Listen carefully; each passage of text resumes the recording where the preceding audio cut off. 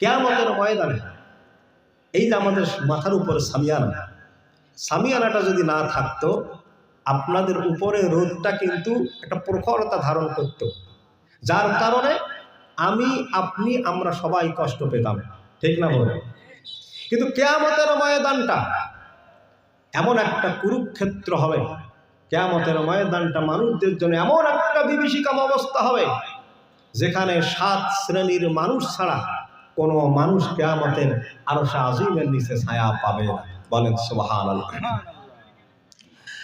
One আবি হুরায়রা রাদিয়াল্লাহু তাআলা আনহু থেকে বর্ণিত, আল্লাহর নবী বলেন, সাবআতা ইউযিল্লুহুমুল্লাহু ফি যিল্লিহি লা যিল্লা ইল্লা যিল্লু। কিয়ামতের ময়দানে যখন মানুষদের জন্য বিচার ফয়সালা শুরু হয়ে যাবে, তখন হাসরের ময়দানটা একদম তামা হয়ে যাবে, কোনো ছায়া থাকবে না। মানুষদের মাথার মগজগুলো গলে গলে পড়তে থাকবে, মানুষেরা ঘামতে থাকবে। এই ঘামের চোটে মানুষের নাকের ডগা দিয়া, মানুষের সমস্ত শরীর দিয়া পড়তে পড়তে মানুষের মগরা পর্যন্ত ডুবে যাবে। কোন কোন হাদিসের বর্ণনায় আসছে, মানুষের এই ঘামের বর্ণনার কারণে মানুষরা কাহারো হাঁটু পর্যন্ত গেড়ে যাবে, কাহারো বুক পর্যন্ত ঘামের চোটে মানুষরা ডুবে যাবে। আবার কেউ বা এই ঘামের প্রখরতা তার মাথা পর্যন্ত পৌঁছে যাবে। ও যুবকেরা, তাহলে রোদের তাপটা যদি এমন হয়, তাহলে আমাদের বলো তো বাঁচার কোনো উপায় আছে নাকি? এজন্য আল্লাহ রাব্বুল আলামিনের হাবিব বলেন, 7 শ্রেণীর মানুষ কিয়ামতের ময়দানে আরশ আজিমের নিচে ছায়া পাবে। তার মধ্যে 1 নাম্বার হলো ইমামুন আদিল, ওই হলো ন্যায় ইনসাফকারী বাদশা। এই যে আমাদের দুনিয়ায় বিচারক আছে, কোর্ট কাছারিতে আদালতে বিচারকরা আছে, এই বিচারকরা যদি হকের পথে আল্লাহর কোরআনকে সামনে রেখে যদি আল্লাহর জমিনে বিচার ফয়সালা করতে পারে, আল্লাহ রাব্বুল আলামিন বলেন ওই বিচারকরাই কিয়ামতের ময়দানে আরশ আজিমের নিচে ছায়া পাবে। বলেন সুবহানাল্লাহ।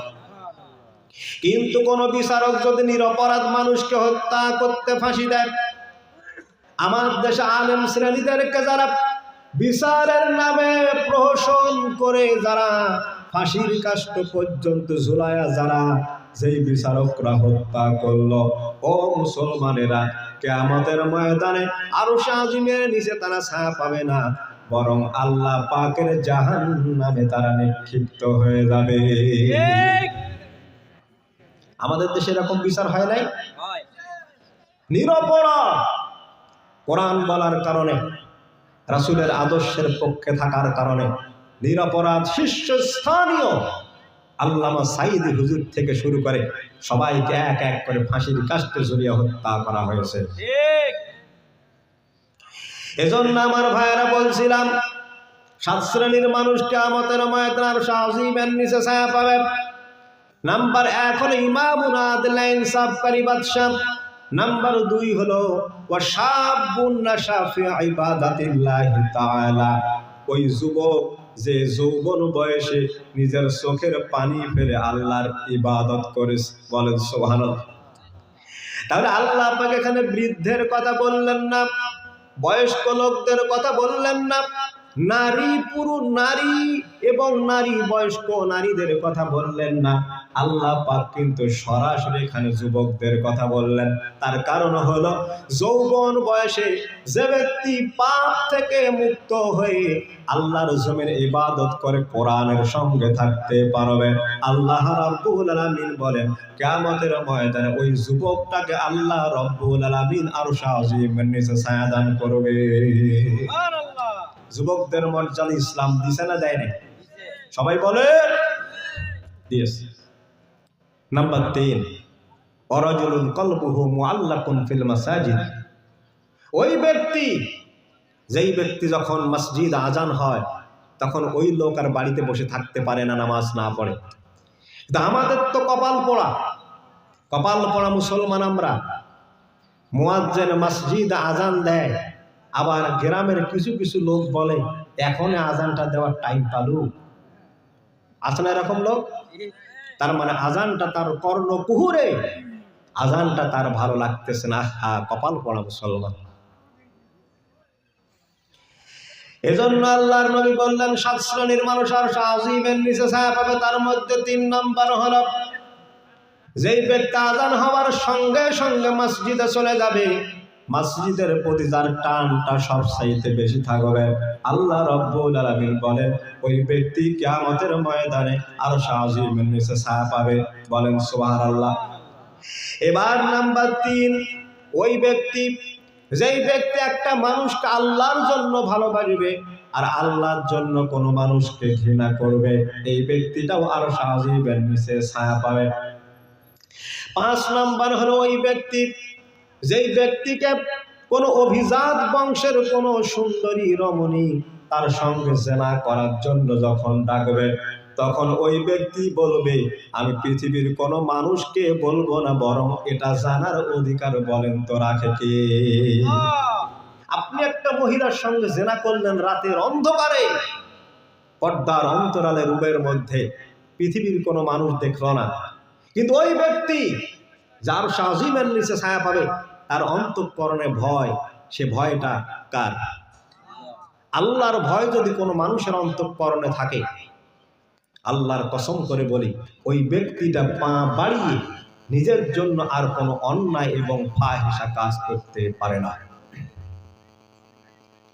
তাহলে ওই ব্যক্তি যেই ব্যক্তি আল্লাহ পাককে ভয় করে, সুন্দরী রমণী অভিজাত সুন্দরীকে পদদলিত করে, সে বলল ইন্নী আখাফুল্লাহ, আমি পৃথিবীর কোনো মানুষ কেন, বরং আমি যাকে ভয় করি তিনি হলেন আমার আল্লাহ।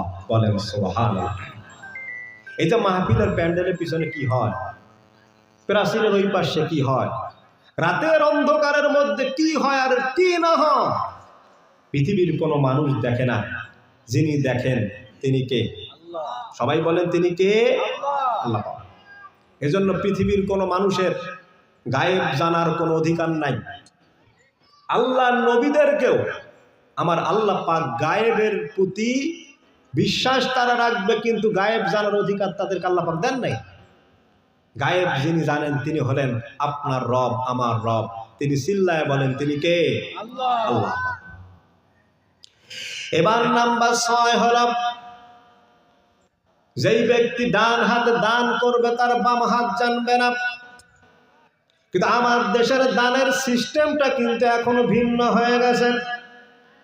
যখন গ্রামের কোনো বড় লোক দেখবেন যে ঈদের সময় আসবে, কয়েকটা শাড়ি নিয়ে আসে, কয়েকটা কাপড় নিয়ে আসবে, কয়েকটা জাকাতের লুঙ্গি নিয়ে আসবে, দিবে আর পটপট করে কয়েকটা ছবি তুলে ফেসবুকে ছাড়িয়ে দেবে, তাই না? ঘুরি খাতে মনে হয় নাই? তাহলে ফেসবুকে ছেড়ে দেওয়ার অর্থ হলো আমি খুব দান করি, মানুষ দেখো রে।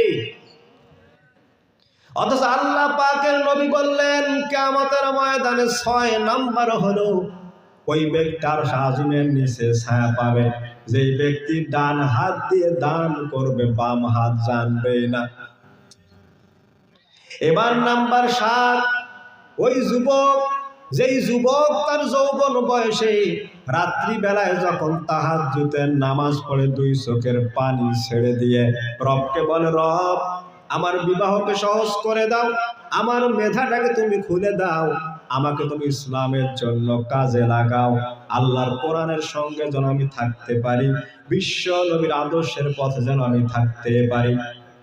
আল্লাহর নবী বলেন এই 2 চোখের পানি ছেড়ে দিয়া যুবক থেকে শুরু করে বৃদ্ধ পর্যন্ত ক্ষমার জন্য যেই ব্যক্তি আল্লাহ রাব্বুল আলামিনের কাছে ক্ষমা চায়, দোয়া চায়, রহমত চায়, করুণা চায়, আল্লাহ রাব্বুল আলামিন বলেন ওই বান্দাটাকে কিয়ামতের ময়দানে আল্লাহ রাব্বুল আলামিন আরশ আজিমের নিচে ছায়া দান করবে।